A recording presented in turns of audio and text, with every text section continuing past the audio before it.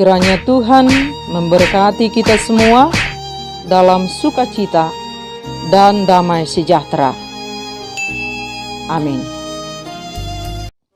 Bapak, Ibu, dan Saudara yang dikasihi oleh Tuhan Yesus Kristus, kiranya sukacita dan damai sejahtera di dalam Tuhan menyertai kita semua. Firman Tuhan yang menjadi renungan bagi kita, Yehezkiel pasal 33 ayat 7 sampai dengan ayat yang ke-11. Demikian firman Tuhan. Dan engkau anak manusia, aku menetapkan engkau menjadi penjaga bagi kaum Israel. Bila mana engkau mendengar sesuatu firman daripada-Aku, peringatkanlah mereka demi namaku. Kalau aku berfirman kepada orang jahat, hai orang jahat, engkau pasti mati. Dan engkau tidak berkata apa-apa untuk memperingatkan orang jahat itu, supaya bertobat dari hidupnya. Orang jahat itu akan mati dalam kesalahannya, tetapi aku akan menuntut pertanggungan jawab atas nyawanya daripadamu. Tetapi jikalau engkau memperingatkan orang jahat itu, supaya ia bertobat dari hidupnya, tetapi ia tidak mau bertobat, ia akan mati dalam kesalahannya, tetapi engkau telah menyelamatkan nyawamu. Dan engkau anak manusia, katakanlah kepada kaum Israel, kamu berkata begini, pelanggaran kami dan dosa kami sudah tertanggung atas kami, dan karena itu kami hancur. Bagaimanakah kami dapat tetap hidup? Katakanlah kepada mereka, demi Aku yang hidup, demikianlah firman Tuhan Allah. Aku tidak berkenan kepada kematian orang fasik, melainkan Aku berkenan kepada pertobatan orang fasik itu dari kelakuannya supaya ia hidup. Bertobatlah dari hidupmu yang jahat itu. Mengapakah kamu akan mati, hai kaum Israel? Demikian firman Tuhan. Bapak, Ibu, dan Saudara yang dikasihi oleh Tuhan Yesus Kristus, apa yang kita lakukan saat saudara kita jatuh ke dalam dosa? Membiarkannya, menghakiminya, atau menuntunnya untuk kembali ke jalan Tuhan? Dan kita harus ingat, yang berdosa harus dibawa pulang supaya selamat. Orang benar harus menuntun orang yang tidak benar, bawa terang ke dalam kegelapan. Dan tahukah kita bahwa sebagai orang percaya kita punya tanggung jawab terhadap keselamatan orang lain? Setiap orang yang sudah menerima Yesus sebagai Tuhan dan Juru Selamat, Tuhan panggil untuk menjadi penjaga bagi jiwa-jiwa. Kita dituntut untuk berperan menjadi penjaga saudara kita, seperti yang dikatakan Tuhan kepada Yehezkiel. Beginilah firman Tuhan, wahai engkau anak manusia, Aku menetapkan engkau menjadi penjaga bagi kaum Israel. Bila mana engkau mendengar suatu firman daripada-Aku, peringatkanlah mereka demi nama-Aku. Kalau Aku berfirman kepada orang jahat, hai orang jahat, engkau pasti mati. Dan engkau tidak berkata apa-apa untuk memperingatkan orang jahat itu, supaya bertobat dari hidupnya, maka orang jahat itu akan mati dalam kesalahannya, tetapi daripadamu Aku akan menuntut pertanggungjawaban atas nyawanya. Dan sebagai orang yang ditetapkan menjadi penjaga kaum Israel, Nabi Yehezkiel bertanggung jawab untuk memperingatkan orang Israel yang berbuat dosa agar bertobat. Bila peringatannya tidak digubris, Nabi Yehezkiel tidak bersalah karena yang bersalah adalah orang Israel. Akan tetapi bila ia tidak memperingatkan umat Israel, Nabi Yehezkiel bersalah karena ia tidak melakukan tanggung jawabnya. Demikian juga dengan kita orang-orang yang percaya. Kita dituntut untuk menyatakan kasih yang tulus dengan tindakan, berani menegur dengan bijak terhadap orang yang hidupnya tidak berkenan kepada Allah. Dalam firman Tuhan dikatakan, apabila saudaramu berbuat dosa, tegurlah dia di bawah 4 mata. Jika ia mendengar nasihatmu, engkau telah mendapatkan kembali. Dan tugas kita sebagai penjaga sesama kita tidaklah mudah. Itu sebabnya mayoritas kita menghindar untuk menegur, untuk menuntun, untuk membawa saudara kita yang tersesat untuk pulang.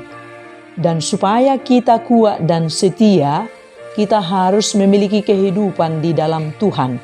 Kita harus intim dengan Tuhan, supaya kita diberi kekuatan untuk dimampukan untuk menjadi penjaga jiwa-jiwa. Terbebanlah saat saudaramu jatuh ke dalam dosa, dan tegurlah dengan bijak dalam kasih. Kita menegurnya untuk beroleh selamat, supaya ia kembali ke jalan Tuhan. Dan ingatlah selalu bahwa kita memiliki tanggung jawab untuk mengingatkan saudara-saudara kita agar selalu berada di jalan Tuhan. Kiranya Tuhan menolong kita dan menopang kita agar kita mampu menyatakan kasih kepada sesama, bukan hanya dengan perkataan, tetapi dengan perbuatan kasih, khususnya berupaya membawa mereka yang tersesat kepada jalan yang benar. Dan ingat, jaga diri kita supaya tidak jatuh menghakimi, sehingga orang yang tersesat semakin jatuh ke dalam dosa. Bukankah kita sering merasa paling benar dan suci, sehingga kita menutup pintu surga untuk orang-orang yang jatuh ke dalam dosa? Dan jika ada saudaramu yang tersesat, yang jatuh ke dalam dosa, kendalikan dirimu dalam ketenangan, berdoalah mohon hikmat dari Tuhan, dan rangkullah dalam kasih Tuhan, dan tegurlah dengan bijak. Saat satu orang yang berdosa kembali ke jalan Tuhan, akan ada sukacita pada malaikat-malaikat Allah. Semua ini kita lakukan demi kemuliaan nama Tuhan. Tuhan tidak ingin satu pun dari umatnya binasa. Tugas kitalah untuk menjadi penjaga saudara kita, supaya semua hidup dalam kebenaran Tuhan. Alangkah indahnya hidup ini saat semua umat berjalan dalam kebenaran Tuhan, saat semua bersepakat memuji Tuhan, dan itulah sesungguhnya keinginan Tuhan dari kita umat manusia ciptaannya. Dan Tuhan mau kita semua selamat. Tuhan mau kita bertobat dan kembali kepadanya. Jangan keraskan hatimu, carilah Tuhan maka engkau selamat. Setiap orang yang tetap dalam bahtera Kristus akan beroleh keselamatan.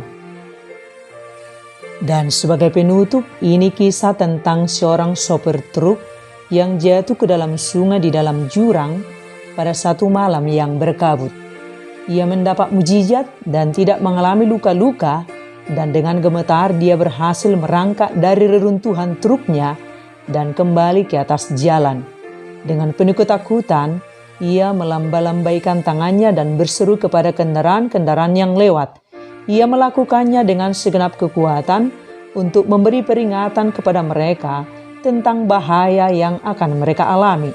Dia berteriak, "Jembatan roboh dan balik arahlah." Banyak kendaraan yang lewat pada malam berkabut itu mengabaikan peringatannya. Mereka menganggapnya orang gila, sehingga banyak kendaraan mengalami kecelakaan. Demikianlah banyak situasi yang sama kita hadapi pada zaman modern ini.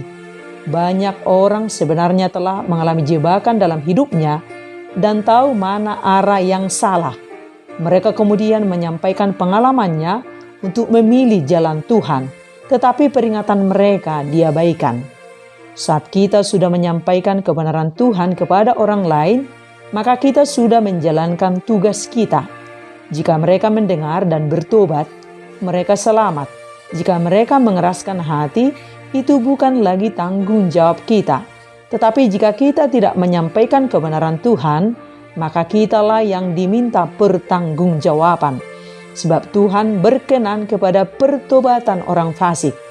Selagi ada waktu, mari kita pilih ikut Tuhan, supaya kita beroleh kehidupan. Mari kita alami pemulihan dari Tuhan setiap waktu. Mari kita mau diubah, supaya semakin serupa dengan Kristus, untuk hidup bersama-sama dengan Tuhan di surga yang kekal. Jika ada jalan menuju kehidupan yang kekal, untuk apa berjalan di jalan menuju kematian yang kekal? Sekali ikut Yesus, selamanya ikut Yesus. Amin.